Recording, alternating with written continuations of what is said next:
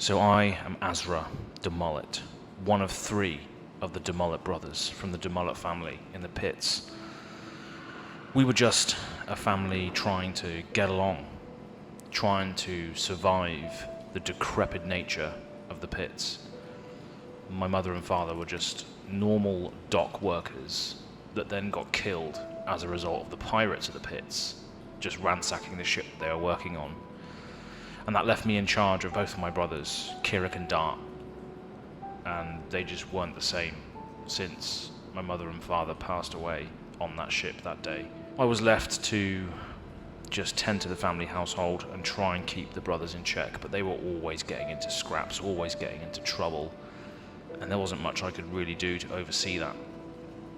And I just continuously bore witness to them falling to the darkness, and just the pits had their grimy claws in them at this stage, and there was nothing that I could do to really reverse the process, and eventually got them into trouble. Someone came for them. I came home one day and the house was just a mess. It was ransacked, and my brothers were nowhere to be seen. The only sort of clue that I had was the scrap of clothes from Dart that were left behind, and it seemed like there was a struggle, but not enough clues for me to really understand and figure out what happened to them. Ever since then, I have been hunting down the criminals of the pits one by one to try and piece together some information about my brothers and where they are and how I can find them, but to this day still have not been successful. And along the way, I've taken the spoils of these criminals for my own personal gain, and my own morality has been challenged as to what I am doing and why I'm doing this. Ultimately, I want to protect everybody in the pits that cannot protect themselves, like my brothers, from the dark denizens of what is down here below the city of Metrix, where I now live. And my morality, my sanity is currently just eroding away from the thought of just the years that have passed and whether my brothers are actually okay or whether they're still alive. The not knowing is the hardest part. And that's why I continue to do this. And that's why my morality and lines keep getting crossed, because I'm just desperate now to try and find where they are so I can have some form of solace and closure from where they might have gone, who might have took them or hurt them. But yeah, that's pretty much my story at the moment. I hate to say it, I'm a vigilante. I'm someone that goes around the pits and stalks the people that are doing harm to others and taking their own spoils for my own personal gain to live out my shitty life in Metrix. You know, it seems like anybody from the outside in looking in that I am living the high life up here, but the neon lights, the city of tomorrow is nothing in comparison to the internal turmoil that I'm going through at the moment. The only person that really sort of anchors me and gives me any form of purpose right now is Azra. She is the shining light in my life right now, and if it wasn't for her, I probably would have corroded a long time ago. But she can keep me in line to a certain degree. But there's even things that I haven't told her as to what I've done to these people that continuously hurt and prey upon the weaker ones in the pits. So there comes a time when I'm going to have to tell her, but it is what it is. This is my story. I'm Azra, and I'm still looking for my brothers. I have heard, and Azalea has told me, that Greenbird does have a mission for me, which is a mission that has not been taken up by anybody else so far. They're looking for a very, very unique set of skills, and I think I do have a chance to, with this contract, with the fact that I've become known as the Night Stalker. is a reputation that I have been given. People do believe in the Night Stalker. They know that the Night Stalker will protect them from the denizens of the pits, but it wasn't something that I ever asked for. It was something that I've just done to sort of exact my own form of personal revenge, but also protection of the people of the pits. But I'm hoping it's enough to gain the recognition of Greenbird with this mission, because this mission is something that I need help with. The mission is to extract something from Southmaw Asylum. Now, Southmaw Asylum is somewhere in this decrepit world, in the pits, is somewhere that I have not yet been able to access. I have not been able to infiltrate the Southmaw Asylum on my own. It's not something that I've been able to do. So my brothers could be there. My brothers could be in Southmaw Asylum. They could have been taken in. They could have been kidnapped. They could have been experimented on. They could just be in the Southmaw Asylum. I just don't know, because I haven't been able to get in there myself. Not even Azalea could infiltrate the asylum. Only spider assassins, I think, have the ability to get in and out without noticed. I mean, I'm very messy in my methods. I leave a trail behind me sometimes, and it's to my detriment, because it hasn't allowed me to get into Southmaw as of yet. But Greenbird is trying to assemble a group of adventurers, a team as such, to get in there to extract something. And I feel like if I can make that team, if I can make that contract, and actually have some allies that are trying to get into Southmaw as well, that it might give me the opportunity to see if my brothers are in there. And that's the only reason why I'm taking this contract. I need this contract. I need the team that Greenbird is ultimately building. And it's selfish, I know, and I can't really tell this to my other team members, because they might lose faith in me, whoever these team members might be. But ultimately, I want their help. I need their help to get into Southmaw, to see if my brothers are there, and hopefully make some money along the way for my shitty lifestyle. But yeah, that's pretty much my story. And yeah, we'll see you on the other side. Okay, so welcome back to Go Again Gaming. If you are still here, that was Azra's story. That was Azra's lead-up as to why he is getting involved with the Escape from Southmaw campaign, which me, Red Zone Rogue, Bill from the Spike Feeders, and Dead Samurai are going to be doing very, very soon. It's going to be an awesome journey. We've already done the first half of the one-shot, two-shot story, and it was an absolute hilarious time. Very, very funny and very, very good as well. But yeah, I'm just going to be going through my character today and flashing up some graphics and all that sort of stuff along the way. So thanks for joining us. Please make sure you like the video, subscribe to the channel, and all that good stuff. That would be fantastic. But yeah, Azra DeMullet. The DeMullet sort of surname came from the fact that I do have a mullet. But I thought it sounded also quite cool. It sounds like quite New Yorky, like DeMullet. The DeMullet brothers, you know, the DeMullet family. The sort of working class DeMullets, you know what I'm saying? But yeah, with regards to the actual mechanics of this character, so he is a ranger, obviously, but he does have access to melee fighting abilities as well. And rangers are, in the D&D universe, are sort of known as a utility sort of class. They do have access to spells, they can fire at long range, they can get into close combat. They're not absolute damage dealers, but they can do a variety of different cool things, more of like a utility class, as I mentioned.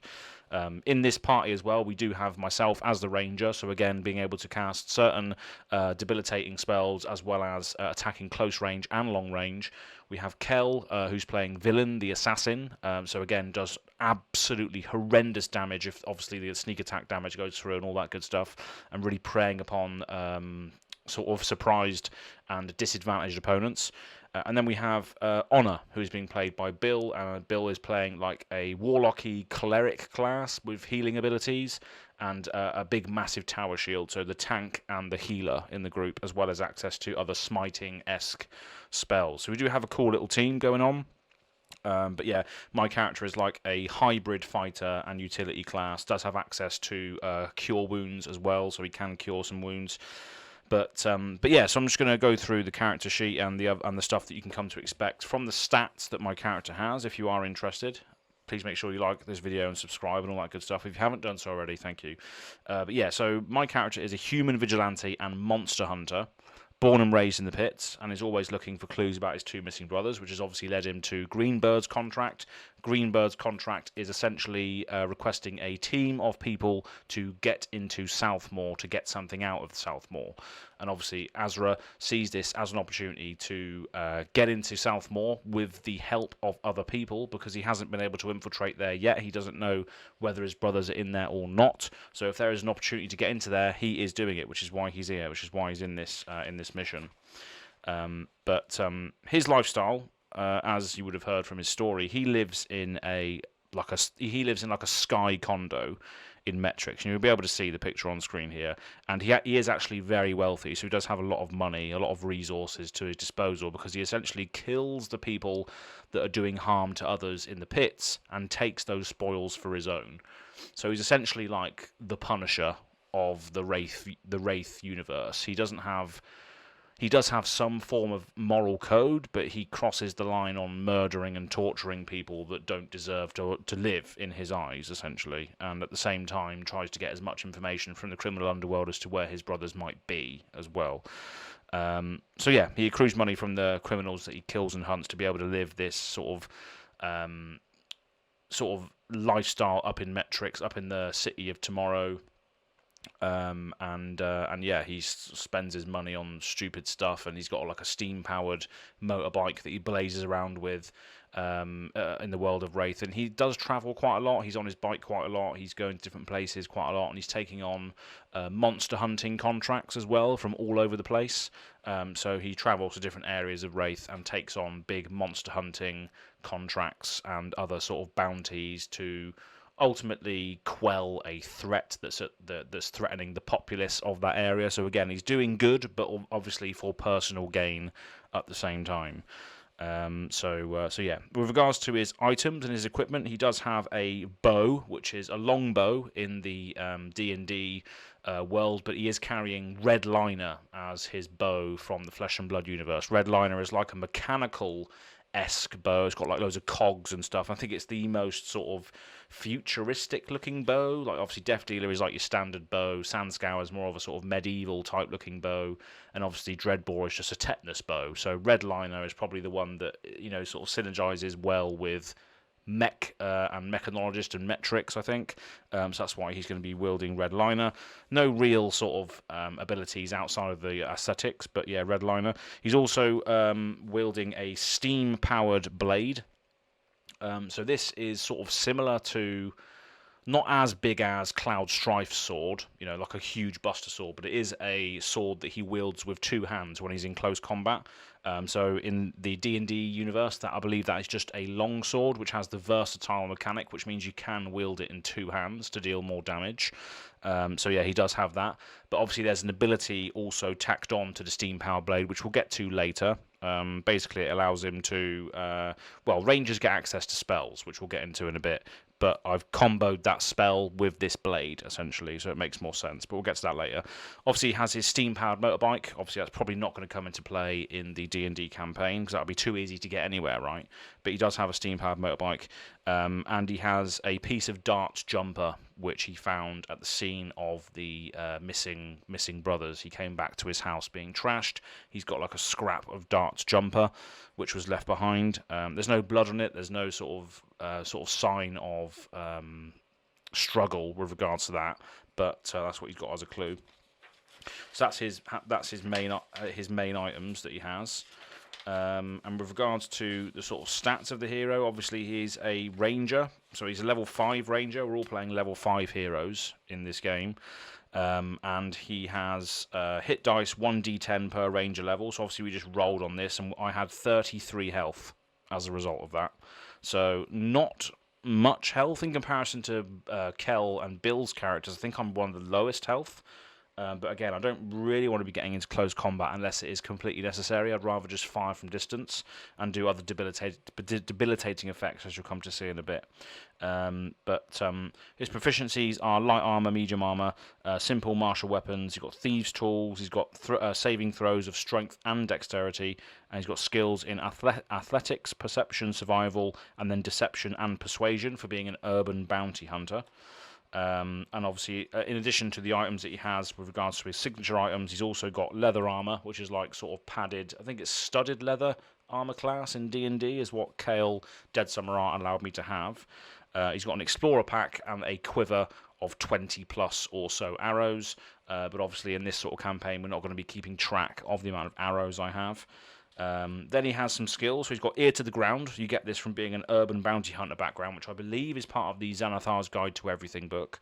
But it says you are in frequent contact with people in the segment of society that your chosen quarries move through. So this chosen contact, this frequent contact with people that are in the segment of society, that is Azalea, Azra's potential love interest and someone that he's just infatuated with. Maybe Azalea doesn't really sort of give him that back, but he is obsessed with Azalea. And that makes sense because that's pretty much my character, my person, right? I'm obsessed with Azalea.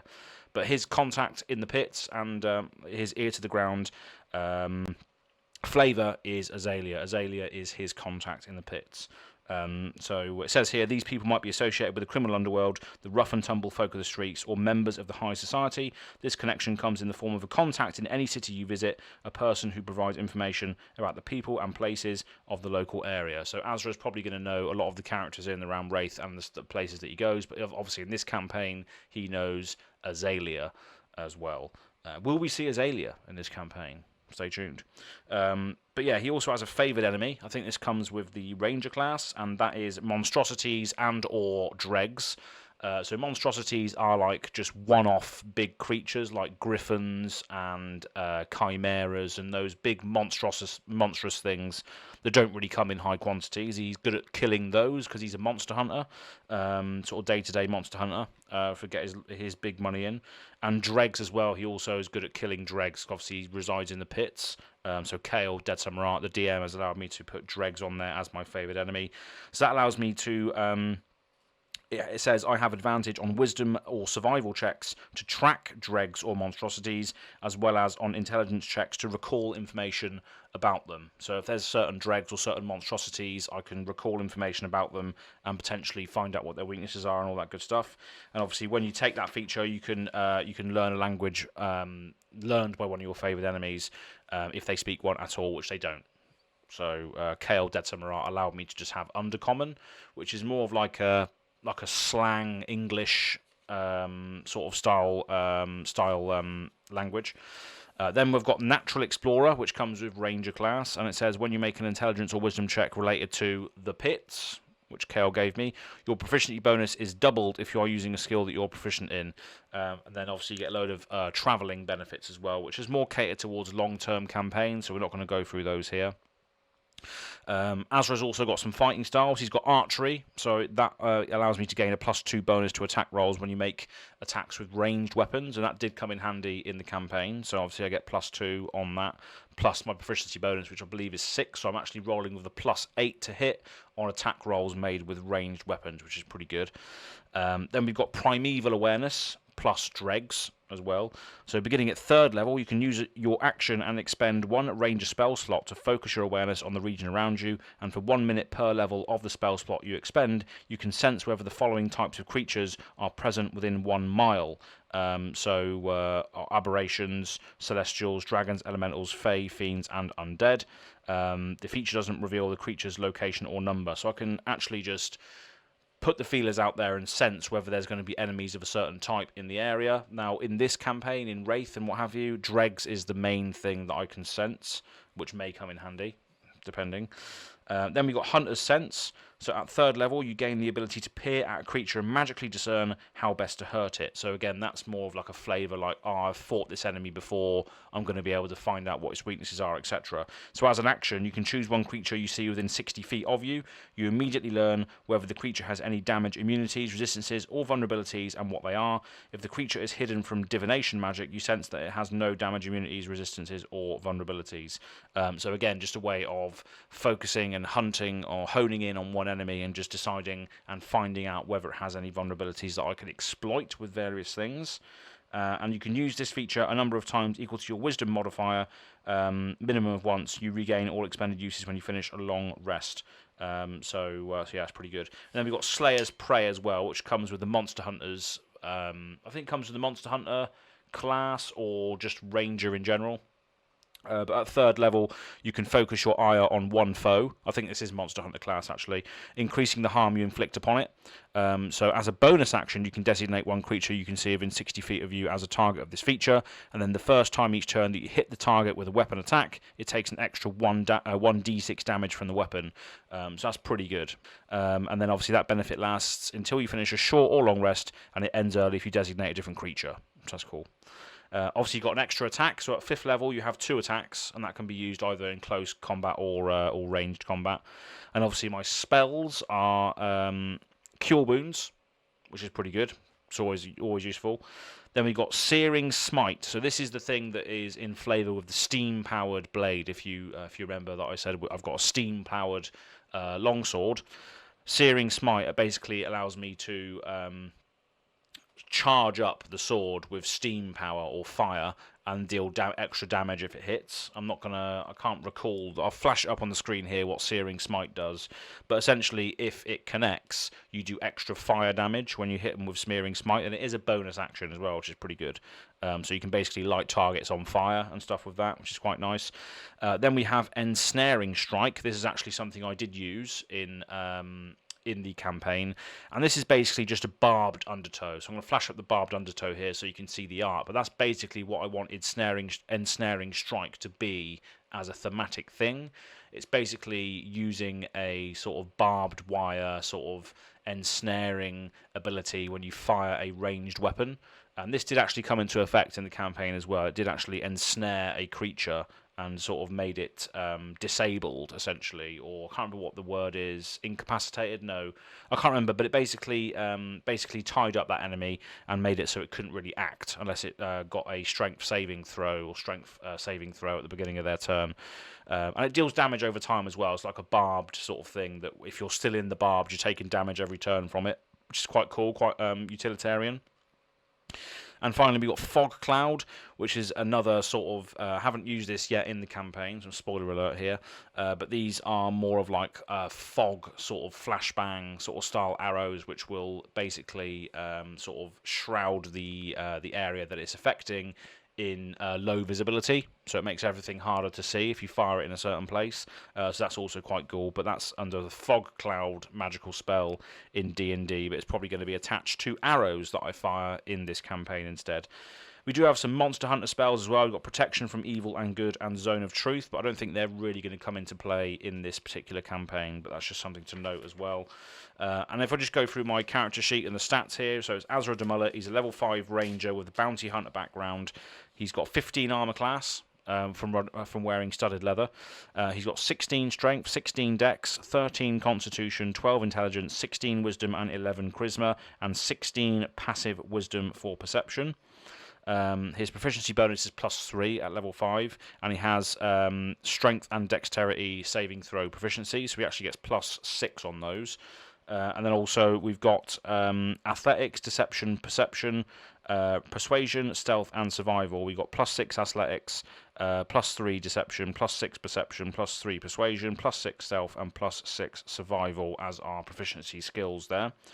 And with regards to our health and stuff, we've got 33 health, as I mentioned earlier, and we've got +8 initiative. So I've got very, very high initiative, so I can normally act quite quickly and really sort of dictate the battlefield and really sort of fire off my utilitarian spells and abilities as quick as I can.